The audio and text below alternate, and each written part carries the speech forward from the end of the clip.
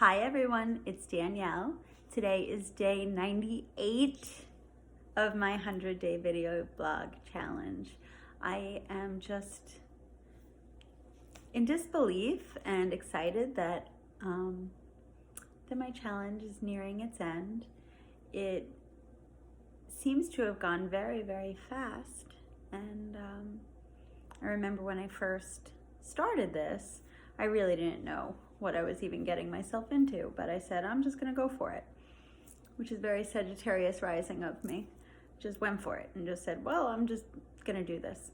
So here I am, day 98, and officially, I think there's 2 days that I delayed. But that's okay. And it's awesome that I actually stuck with it. So thank you for being here and being part of my journey, this little snippet of my life. It's so interesting because as a transformation life coach, I've done a lot of deep dive education and studying about the different phases of transformation and implementing change in your life and executing change in your life and sticking with it so that something that begins as a new adventure or a new challenge then becomes part of your identity. There's a whole phase of downward bell curve that I've spoken about in some past video blogs. But with any change, when you first start out, there's an excitement, and that's the inception phase where you're gonna excitedly go forth with big grandiose plans and great momentum and energy to embark on a new change or a new challenge or a new adventure, whatever that may be. And then shortly after that phase or that excitement and that burst of energy starts wearing off, it's human nature to start allowing self-doubt, maybe fear to get the best of you, and your body and your psyche wants to revert back to what's comfortable. So that's often why people don't follow through with their resolutions after the first few weeks, because quite often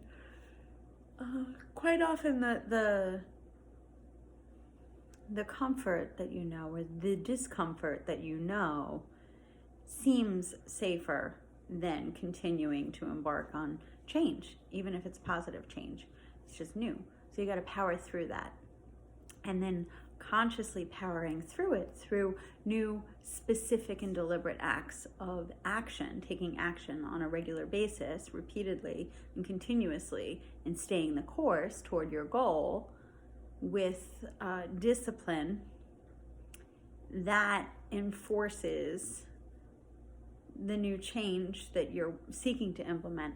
And as you do so consciously on a regular basis, it becomes easier and easier and more regular, and your body's like, oh, okay, there's really nothing to fear, because it's used to it. It's like going to the gym. At first, you're really going to meet with resistance, but then more and more, that resistance becomes comfortable, and you're like, oh, I actually like this. So any kind of change, if it's quitting smoking cigarettes, or if it's starting a new nutritional plan, or changes from maybe less healthy habits and incorporating healthier lifestyle choices of nutrition, exercise. I remember going through the phases of eliminating alcohol from my life. I couldn't imagine what I would do. How would I socialize? What else would I do as an alternative when it came to socializing and meeting up with friends? But then the more deliberate I was about my planning and the choices that I was making, then it became less daunting. I just had to learn a different way. And then it became more natural. So now it's just not even a question. I don't even think about it.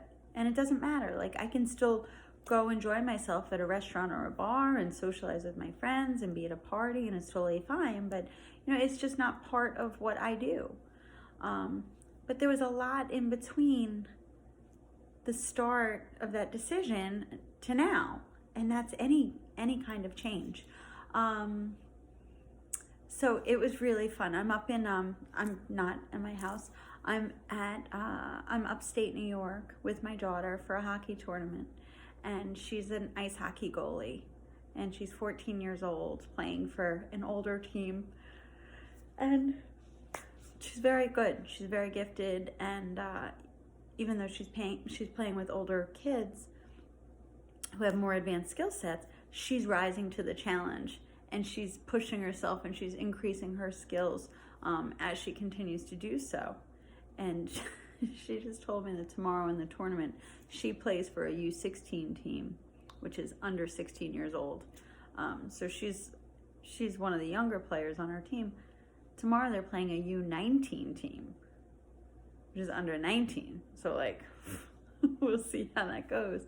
But it's just amazing to watch her, because I just remember, I think it was 3 or 4 years ago, I gave her her first ice hockey equipment, and watching when they first got on skates to becoming really comfortable navigating on skates, not even mentioning hockey, but just being comfortable and solid standing on skates, and then zooming around the ice, playing out on the ice with hockey equipment, to becoming a goalie where you're jumping up and down and having pucks flying at you. And she just has such grace and poise and confidence and calm.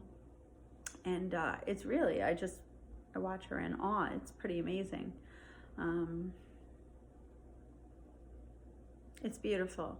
It's really fierce to watch young women all banding together, collaborating, and here's these gorgeous, healthy, athletic, girly girls that are young teenagers that are fierce on the ice. They are really awesome. And my daughter got off the ice and she kicked butt and they won, and she had some really amazing saves. And of course she's like, well, I didn't play my best. And I'm like, you were pretty amazing. But she's like, oh, I didn't even break a nail. She's so funny.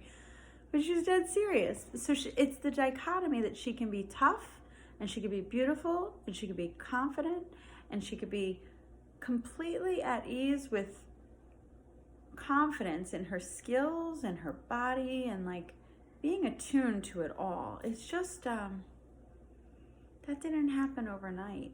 So to watch her grow and evolve and strengthen her skills over time, and going through all those phases of self-doubt and pushing herself and deliberate practice and dedication, it's just amazing. It is, and it's applicable to everything. I can say the same exact thing about my son and his hockey team. I just happen to be up here with my daughter right now. But I guess the same could be said for this video blog series, from when I first started, leading me to today at day 98. So people have asked, and they say, well, what are you going to do after the 100 days? And I said, I'll probably keep going. It doesn't have to be daily, but it really has this deliberate daily challenge and accountability has really helped me become much more comfortable speaking in front of a camera,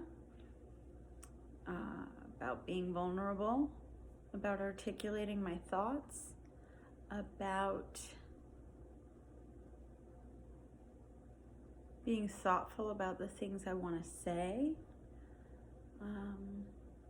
and also being flexible, because sometimes I don't know, and being held accountable. And it's a fun thing, but if I've been able to help somebody, that's a blessing.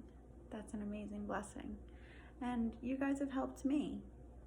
because I've been going through it with a lot of different things. So I appreciate all of you who do watch and do support me and, cheer me on. It really means a lot. So if there's something for a personal challenge that you want to try, give it a try. Try it, and don't be discouraged if it's not comfortable at first, because it's not going to be comfortable at first, because you're trying something you've never done before. But you're pushing yourself and you're expanding yourself and you're stretching yourself, and it will soon become comfortable as long as you stick with it and keep going.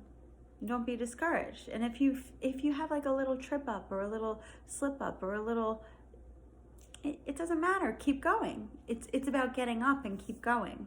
And you learn from that, and you're like, well, it's okay. Because as you learn, of course, there's going to be things that come up.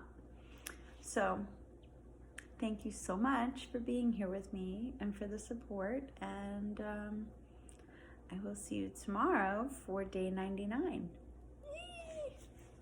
Have a great night. Bye.